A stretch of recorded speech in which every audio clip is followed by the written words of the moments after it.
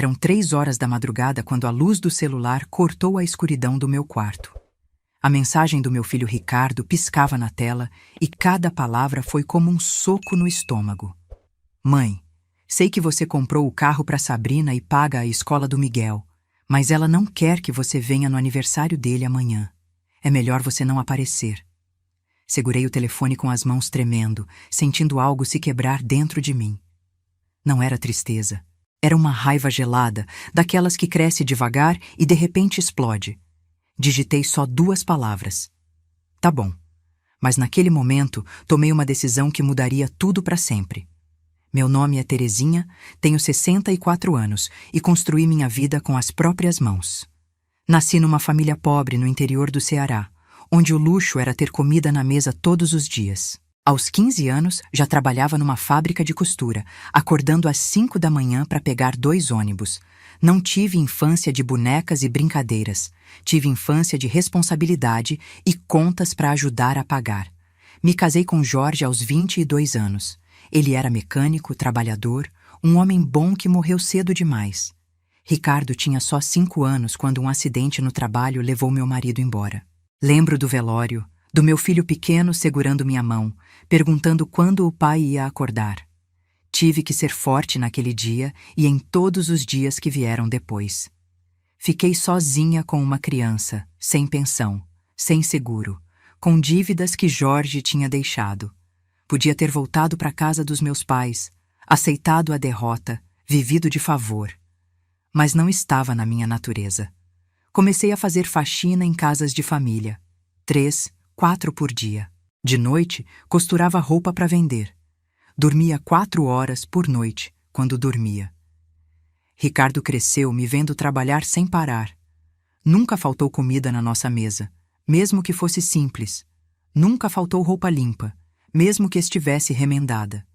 E nunca faltou amor, porque por mais cansada que eu estivesse, sempre tinha um abraço para dar, uma história para contar antes de dormir. Quando ele fez 10 anos, consegui um emprego melhor numa empresa de limpeza. Ganhava mais, tinha carteira assinada, benefícios. Aos poucos fui subindo. Fui supervisora, depois gerente. Aos 35 anos, abri minha própria empresa de limpeza. Comecei pequena, só eu e 2 funcionárias. Hoje, aos 64, tenho 40 funcionários e contratos com prédios comerciais em toda a Fortaleza. Fiz tudo isso por mim, mas principalmente por Ricardo. Queria que ele tivesse o que eu nunca tive. Educação de qualidade, oportunidades, a chance de ser alguém sem começar de baixo como eu. Paguei escola particular, curso de inglês, faculdade de administração. Ele se formou, conseguiu um bom emprego numa empresa multinacional e começou a ganhar bem. Foi aí que conheceu Sabrina. Ela trabalhava no departamento de marketing da mesma empresa. Sempre impecável, sempre maquiada, sempre com roupa que custava mais que meu salário de um mês inteiro quando eu comecei a trabalhar. Desde o primeiro dia, senti que algo estava errado. Não eram ciúmes de mãe, era pura observação. O jeito como ela olhava para minha casa simples, para os meus móveis velhos, para as minhas mãos calejadas de tanto trabalho. O jeito como torcia o nariz quando eu contava histórias do passado, de quando limpava banheiro para sobreviver. Que fase difícil, Terezinha, ela dizia com aquele tom de falsa pena. Que bom que isso ficou para trás. Como se meu passado fosse algo vergonhoso. Como se eu devesse ter vergonha de ter lutado, de ter sobrevivido, de ter vencido. Mas Ricardo estava apaixonado, ou pelo menos parecia. Eu via o jeito como ele olhava para ela, como se esforçava para ser o homem que ela queria. Um homem diferente do filho que eu tinha criado. O casamento foi extravagante. Sabrina fez questão de cada detalhe caro. Buffet de luxo, vestido importado, decoração que custou uma fortuna. Quando sugeri que talvez fosse exagero, que um casamento mais simples teria o mesmo valor, ela deu aquela risada que não era risada de verdade. Terezinha, sei que você vem de uma realidade diferente, mas Ricardo merece uma festa bonita. Você não quer que as pessoas pensem que ele não tem condição, quer? Paguei parte da festa. Não porque concordasse, mas porque era meu filho. E mães fazem essas coisas, não é?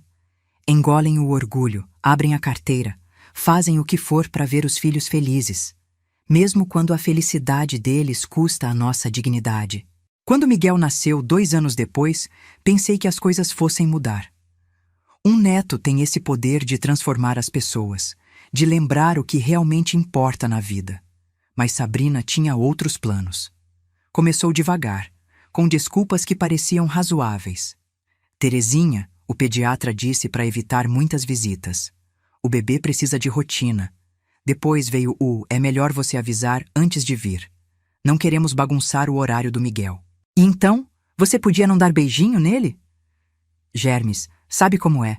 Visitas agendadas para ver meu próprio neto, como se eu fosse uma estranha. Mas eu engolia tudo. Sorria, me adaptava, fazia o que mães fazem. Se dobravam, se curvavam, aceitavam migalhas de atenção para não serem taxadas de sogras intrometidas, para não dar razão às reclamações de Sabrina, para não perder o pouco contato que ainda tinha com meu filho. Mas antes de continuar, verifique se você já está inscrito no canal e conte nos comentários de qual cidade ou país você está assistindo. Adoramos saber até onde nossas histórias chegam. 8 meses atrás, Ricardo e Sabrina vieram me pedir ajuda. Precisavam de um carro novo porque o deles estava velho. Pelo menos era isso que Sabrina dizia. Na verdade, o carro tinha 3 anos e funcionava perfeitamente. Mas não era bom o suficiente para a imagem que ela queria passar. Queriam uma SUV importada, daquelas que custam mais que a entrada de uma casa. Ricardo veio sozinho até minha casa, o que era estranho. Sentou na minha cozinha simples, mexendo no café que eu tinha preparado, sem coragem de me olhar nos olhos. Mãe, a gente precisa de um carro melhor. O nosso já está dando problema. E com o Miguel crescendo, a gente precisa de algo mais seguro, mais espaçoso. Eu sabia que era mentira. O carro deles estava ótimo, mas também sabia que se não ajudasse, seriam semanas de Sabrina reclamando, fazendo drama, fazendo meu filho se sentir inadequado. Então, aceitei. Dei R$ 40.000 para a entrada. Eles financiariam o resto. A gratidão durou exatamente 2 dias. Sabrina postou fotos do carro novo nas redes sociais, com legendas sobre trabalho duro e conquistas. Mas nenhuma menção a mim. Nenhum obrigada. Nada. Como se o carro tivesse caído do céu, fruto só do esforço dela. 6 meses depois, voltaram. Dessa vez, era a escola. Miguel ia fazer 4 anos. Estava na idade de entrar na escolinha. Sabrina queria uma escola particular cara, a melhor da cidade, onde estudavam os filhos dos executivos. O problema era que a mensalidade custava R$ 3.500. Com o financiamento do carro, os salários deles não cobriam. Ricardo nem precisou pedir. Eu ofereci. Vou pagar a escola do Miguel. É meu neto. Quero que ele tenha a melhor educação. Vi o alívio no rosto do meu filho, o peso saindo dos ombros dele. Sabrina, quando soube, mandou uma mensagem. Obrigada, Terezinha. Você é uma sogra maravilhosa. 5 palavras secas, sem emoção, como se estivesse agradecendo alguém por segurar a porta. Comecei a pagar a escola. R$ 3.500 por mês, todo mês. Nunca atrasei, nunca reclamei, porque era pelo Miguel, meu neto. O menino que eu mal via, mas amava com todo o meu coração. Pensei que isso fosse me dar pelo menos o direito de estar presente na vida dele, de ser convidada para as festinhas, para os eventos da escola, para os momentos importantes. Mas não foi o que aconteceu. As visitas continuaram raras, sempre controladas, sempre com hora marcada. Miguel me chamava de vovó Terezinha com aquela formalidade, como se eu fosse uma visita e não família. Sabrina estava sempre por perto, supervisionando cada palavra, cada interação, como se eu fosse fazer algo de errado. E então chegou aquela mensagem de madrugada. O aniversário de 5 anos do Miguel seria no dia seguinte. Uma festa grande que Sabrina vinha planejando havia meses. Eu sabia porque via as postagens dela nas redes sociais. Fotos da decoração sendo montada, do bolo de 3 andares sendo preparado, dos salgadinhos finos encomendados. Esperei o convite. Todo dia esperava que Ricardo me ligasse ou Sabrina mandasse mensagem com os detalhes. Mas não chegou nada. Até que às 3 da madrugada, sem conseguir dormir de tanta ansiedade, meu filho mandou aquela mensagem que rasgou meu coração no meio. Mãe, sei que você comprou o carro para Sabrina e paga a escola do Miguel, mas ela não quer que você venha no aniversário dele amanhã. É melhor você não aparecer. Li e reli aquelas palavras umas 10 vezes, como se ler de novo fosse mudar o significado. Mas não mudou. Meu filho estava me dizendo para não ir no aniversário do meu próprio neto. A mulher que eu sustentava, que dirigia o carro que eu paguei, cujo filho estudava na escola que eu custeava, não me queria por perto. Senti a raiva subir, quente e sufocante. Não era só a exclusão da festa, era tudo. Todos os desaforos engolidos. Todas as vezes que me senti pequena, invisível, descartável. Todas as migalhas de atenção que aceitei porque tinha medo de perder completamente o contato com meu filho e meu neto. Digitei minha resposta com as mãos tremendo. Tá bom. 2 palavras que significavam muito mais que aceitação. Significavam que algo dentro de mim tinha quebrado de forma irreparável. Significavam que eu tinha acabado de tomar uma decisão. Me levantei da cama e fui para o meu escritório. Liguei o computador. Não ia dormir mesmo.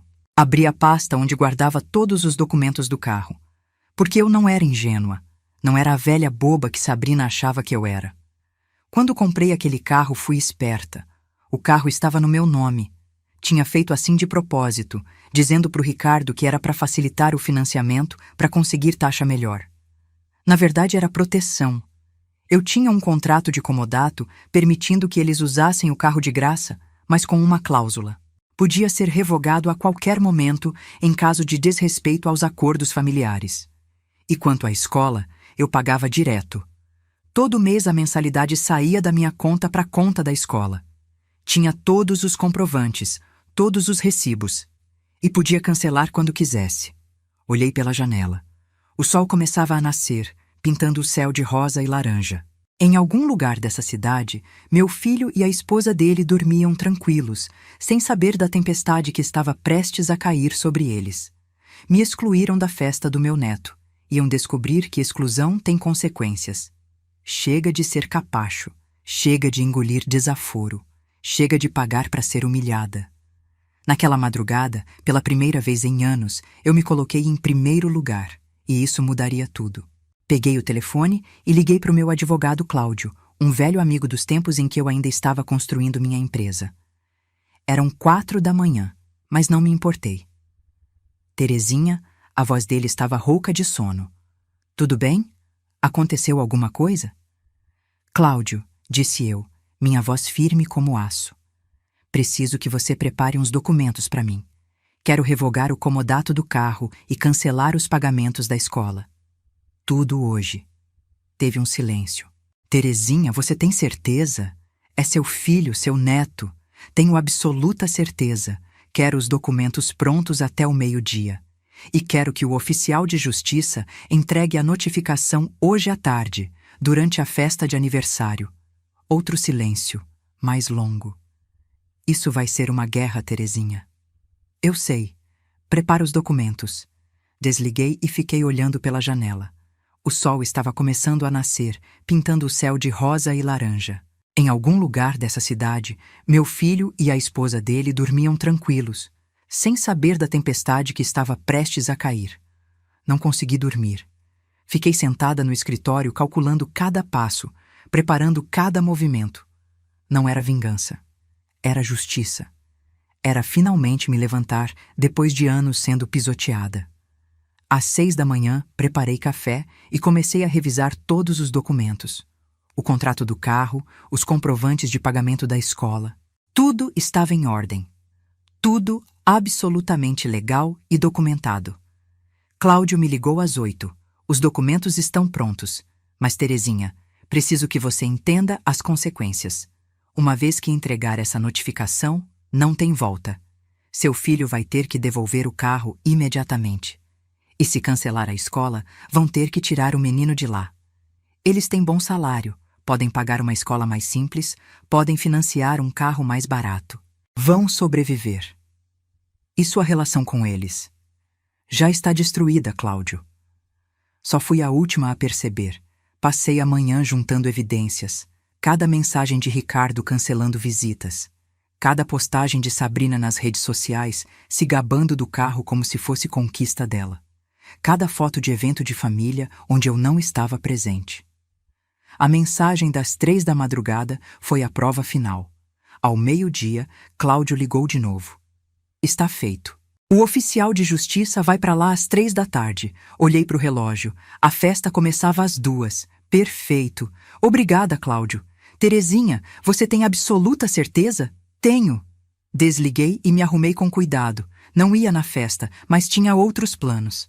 Escolhi uma roupa elegante, discreta. Prendi o cabelo, passei batom. Me olhei no espelho. Vi uma mulher de 64 anos que tinha trabalhado a vida inteira. Rugas no rosto, mãos calejadas, mas postura ereta, olhar firme. Uma mulher que tinha construído um império do zero, que criou um filho sozinha, que sempre colocou todo mundo na frente dela mesma. Uma mulher que finalmente tinha dito basta. Peguei minha bolsa e fui para o bairro onde Ricardo morava. Era um condomínio fechado de classe média alta, seguro, arborizado. O tipo de lugar onde Sabrina sempre quis morar. Estacionei na rua de onde tinha vista para a entrada do prédio. Eram 2h15. Comecei a ver os convidados chegando. Casais com crianças bem vestidas, carregando presentes grandes. Carros bonitos parando na frente. Tudo muito organizado, muito bonito, muito perfeito. Vi uma mulher que reconheci das redes sociais da Sabrina. Uma colega de trabalho dela. Desceu de um carro com uma caixa enorme de presente. Usava vestido caro, óculos de sol de marca. O mundo de Sabrina era esse. Aparências, marcas, ostentação. Mais convidados chegaram. Notei que não conhecia ninguém. Nenhum amigo de infância do Ricardo, nenhum primo, nenhum parente. Só o círculo social da Sabrina. Pessoas que mediam valor pela roupa que vestiam. Às 2h40 chegou o oficial de justiça. Um homem de meia-idade, terno escuro, pasta de couro. Conferiu o endereço nos papéis e entrou no prédio. Meu coração acelerou. Não era medo ou arrependimento. Era expectativa. Era a sensação de finalmente fazer algo por mim mesma. De finalmente me defender. Imaginei a cena lá em cima. A festa cheia de gente, música, crianças brincando. Miguel vestido de super-herói ou algo assim, sendo o centro das atenções. E então, a campainha. O oficial de justiça na porta. A confusão. Quem é? O que quer? O envelope sendo entregue. Ricardo abrindo, lendo. O sangue sumindo do rosto dele. Notificação de revogação de comodato. Devolução imediata do veículo. Cancelamento do pagamento da escola. Prazo de 72 horas. Sentada no meu carro, sorri. Não era felicidade, era libertação. Meu celular começou a tocar. Ricardo. Ignorei. Tocou de novo, e de novo, e de novo. Deixei tocar. Depois vieram as mensagens. Mãe, o que é isso? Tem um oficial de justiça aqui dizendo que você quer o carro de volta. É engano, né? Mãe, por favor, atende o telefone. Todo mundo viu isso. A Sabrina tá desesperada. Como você pode fazer isso no aniversário do seu neto? Que tipo de avó faz uma coisa dessas? Li cada mensagem com calma. Depois digitei minha resposta. Você me disse para não ir na festa porque eu não era bem-vinda. Então não fui. Mas mandei um representante no meu lugar. E quanto ao carro e à escola, não sou obrigada a sustentar quem me desrespeita. Enviei e desliguei o celular. Não queria ouvir súplicas, promessas vazias de que as coisas iam mudar. Estava cansada de ser a mãe compreensiva que engolia tudo. Liguei o carro e fui embora dali. Tinha um lugar para ir.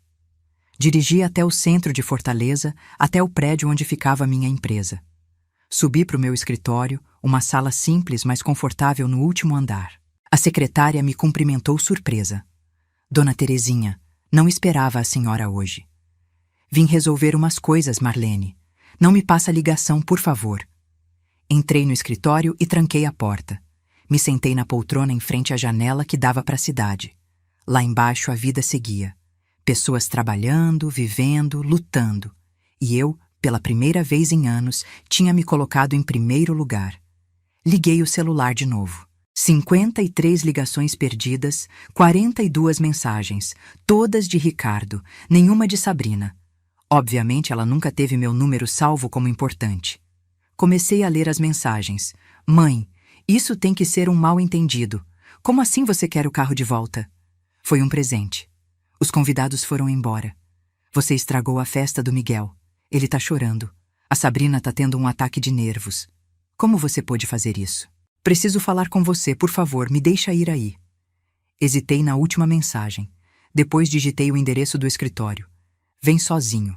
Se a Sabrina vier, não abro a porta. A resposta foi imediata. Tô indo. Me levantei e fui ao banheiro. Lavei o rosto, retoquei a maquiagem. Precisava estar no controle quando Ricardo chegasse. Não podia fraquejar. Não podia deixar o amor de mãe me fazer recuar. Porque era exatamente isso que ele esperava. Que eu cedesse como sempre cedi. Lágrimas, abraços, pedidos de desculpa e tudo voltaria a ser como antes. Mas eu não queria que voltasse. Porque como era antes significava eu sendo tratada como capacho. 20 minutos depois bateram na porta. Mãe, sou eu. Abri. Ricardo estava irreconhecível. Cabelo bagunçado, roupa amassada, olhos vermelhos. Tinha chorado. Entra. Ele entrou e ficou parado no meio da sala, sem saber o que fazer. Finalmente sentou na cadeira em frente à minha mesa, afundando como se não tivesse forças. Mãe, o que foi aquilo? O que aconteceu? Me sentei na poltrona e encarei ele. Sério que você não sabe? Eu sei que mandei aquela mensagem ontem, mas não imaginei que você fosse fazer isso. Fazer o quê? Me defender? Tirar o carro da gente, cancelar a escola do Miguel no meio da festa dele? O carro é meu, Ricardo. Sempre foi. Você e a Sabrina usavam de graça. Quanto à escola, eu pago. Posso deixar de pagar quando quiser, mas você disse que era para ajudar. Disse que queria que o Miguel tivesse uma boa educação. E quero, mas não sou obrigada a custear luxo para quem me trata como lixo. Ele passou as mãos pelo rosto. A gente nunca te tratou como lixo. Peguei o celular e abri a mensagem dele. Li em voz alta. Ela não quer que você venha no aniversário dele amanhã. É melhor você não aparecer. Olhei para ele. Isso não é me tratar como lixo? Desviou o olhar. Não quis dizer assim. A Sabrina estava nervosa com a festa e ela te mandou me excluir e você obedeceu, como sempre obedece. Não foi assim. Foi exatamente assim. E sabe o que é mais triste? Você nem percebe o quanto mudou, o quanto virou outra pessoa desde que casou com ela. Ricardo ficou em silêncio, depois murmurou. Você não entende como é. A Sabrina é complicada. Se eu não faço o que ela quer, são semanas de briga, de clima ruim em casa. Então você escolhe o clima bom em casa às custas de humilhar sua mãe? Me levantei sentindo a raiva voltar. Eu te criei sozinha, Ricardo. Trabalhei feito uma escrava para você ter tudo. Recusei propostas de casamento. Sacrifiquei minha vida inteira por você. Eu sei. Não sabe. Porque se soubesse, nunca teria achado aceitável me excluir do aniversário do meu neto. Nunca teria ficado calado enquanto aquela mulher me tratava como banco ambulante. Ele começou a chorar. Mãe, me desculpa. De verdade, me desculpa. Mas você não pode tirar o carro da gente. Não pode cancelar a escola. A gente não tem dinheiro pra... Pra quê? Pra manter o nível que a Sabrina exige? Bem-vindo à vida real, meu filho. A vida que eu vivi durante anos enquanto te criava. A Sabrina vai me matar. Todo mundo viu o oficial de justiça. Todo mundo viu os documentos. Ela tá arrasada. E minha humilhação quando fui proibida de ir no aniversário do meu neto? Cadê sua preocupação com humilhação? Não respondeu. Ficamos em silêncio. Eu via a guerra acontecendo dentro dele. A luta entre o filho que eu criei e o homem que Sabrina moldou. O que você quer que eu faça? Perguntou finalmente com a voz quebrada. O que eu preciso fazer para você voltar atrás? Nada. Porque não se trata de fazer algo agora. Se trata de tudo que você não fez antes. Todas as vezes que me deixou de lado, que escolheu agradar ela em vez de me respeitar. Ele se levantou desesperado.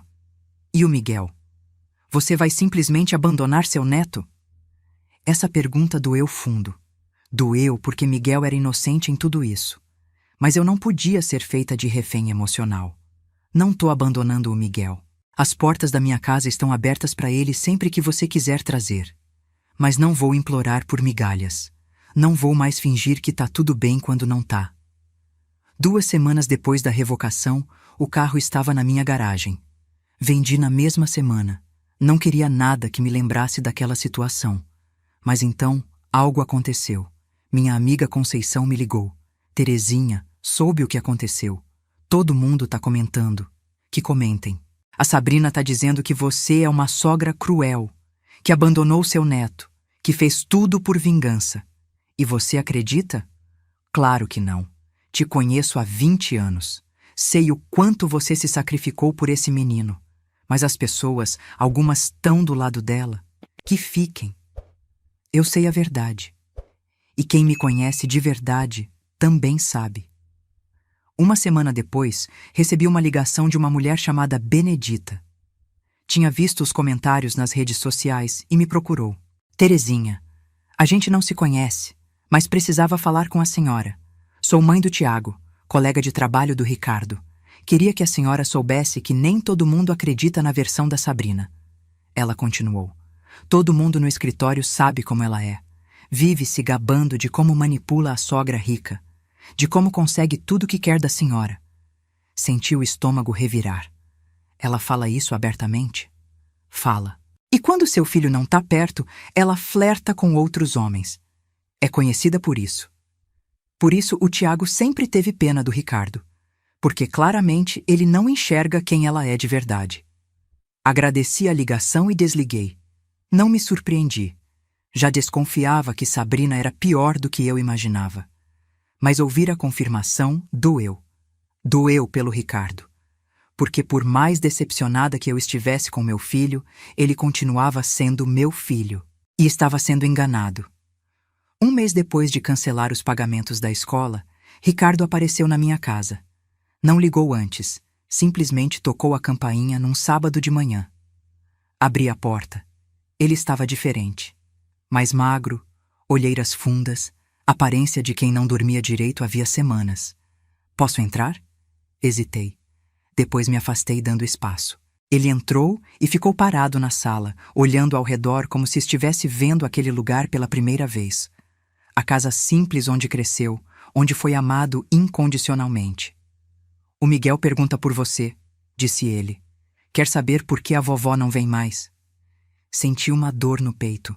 E o que você responde? Digo que você tá ocupada. Mas ele é esperto.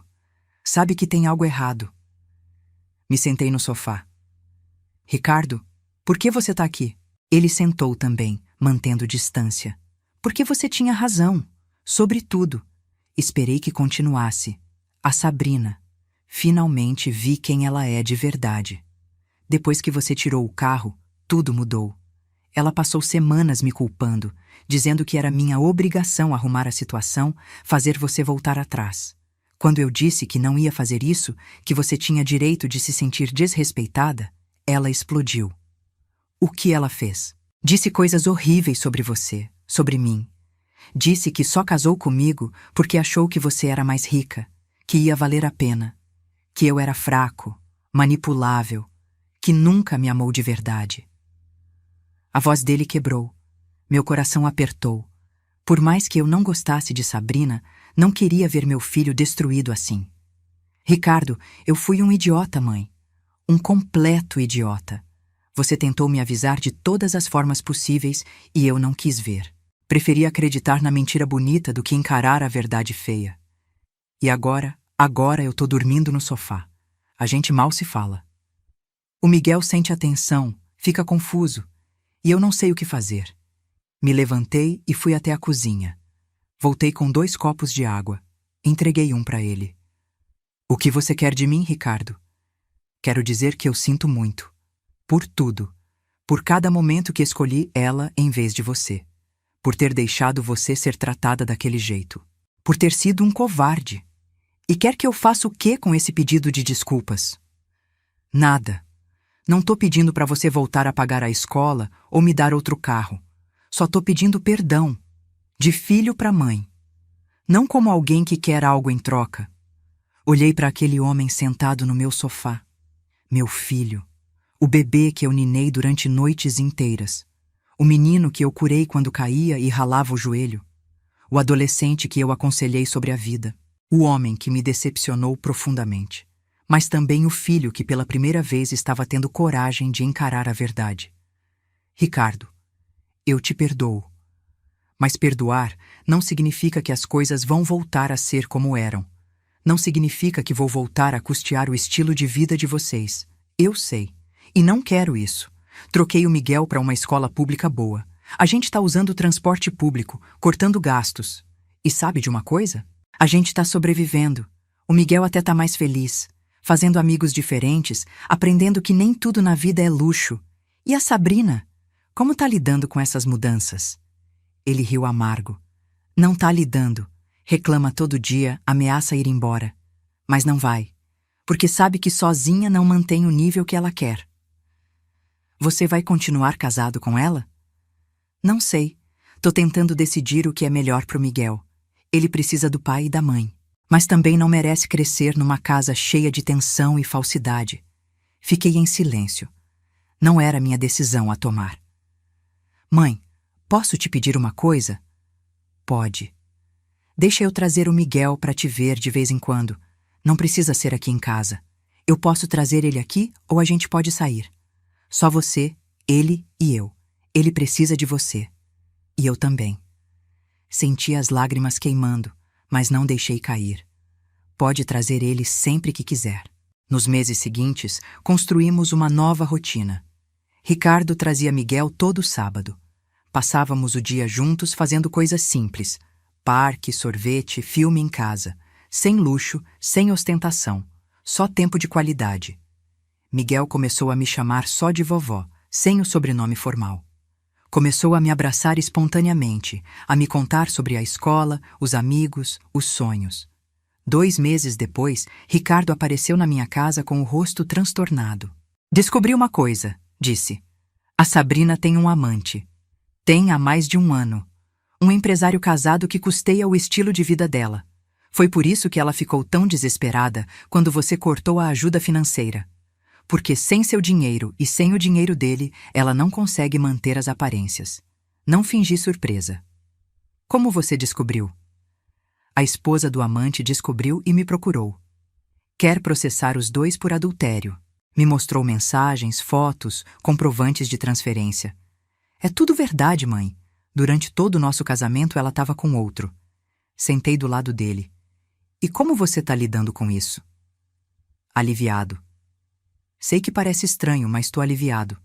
Porque confirma que não era eu. Não era minha culpa o casamento não funcionar. Ela nunca me amou de verdade. Sempre fui só um meio para um fim. O processo de separação foi conflituoso, como era de esperar. Sabrina contratou advogado caro e tentou de tudo para conseguir pensão alta e guarda exclusiva do Miguel. Mas Ricardo tinha documentação de tudo. Provas de que sempre foi presente, que pagava as contas, que cuidava do filho. O juiz decidiu guarda compartilhada. 1 semana com cada um, e uma pensão justa baseada no salário de Ricardo. Sabrina ficou furiosa, postou nas redes sociais sobre justiça falha e mães sendo castigadas. Mas os comentários já não eram todos a favor dela.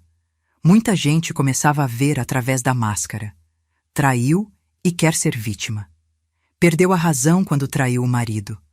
Coitado do Ricardo, casado com alguém assim. Pela primeira vez, a narrativa dela estava sendo questionada, e ela não sabia como lidar com isso. Uma noite recebi uma ligação de número desconhecido. Terezinha? Era uma voz feminina que não reconheci. Sou Márcia, irmã da Sabrina. Meu coração acelerou. O que você quer? Sei que a senhora não tem motivo para me ouvir, mas preciso falar. Minha irmã não tá bem. Depois que perdeu a guarda, tá entrando em depressão. Não sai de casa, não trabalha, só chora. E o que você quer que eu faça? Nada. Só queria que a senhora soubesse que ela reconhece que errou, que foi longe demais, que não devia ter tratado a senhora daquele jeito. Se ela quer pedir desculpas, pode ligar ela mesma. Ela tem vergonha. Sabe que não merece seu perdão. Tem razão. Não merece. Desliguei. Não senti pena de Sabrina. Não senti satisfação. Não senti nada. Ela simplesmente tinha deixado de ser relevante na minha vida. 2 anos depois daquela mensagem de madrugada que mudou tudo, Ricardo me ligou para jantar na casa dele. Disse que tinha uma surpresa. Cheguei e encontrei não só ele e Miguel, mas também Juliana, a namorada dele. Ela tinha preparado um jantar simples, mas delicioso. Terezinha, disse ela tímida, queria agradecer por ter criado um homem tão bom. O Ricardo me conta sobre a senhora, sobre tudo o que fez por ele. É uma honra conhecer a senhora. Me emocionei. Juliana era gentil, genuína. Tratava Miguel como se fosse filho dela e tratava Ricardo com respeito de verdade. Durante o jantar, Ricardo pegou um envelope. Mãe, isso é para você. Abri. Dentro tinha um cheque. 40 mil reais. O valor exato que eu tinha dado para a entrada do carro. Ricardo, o que é isso? O dinheiro do carro.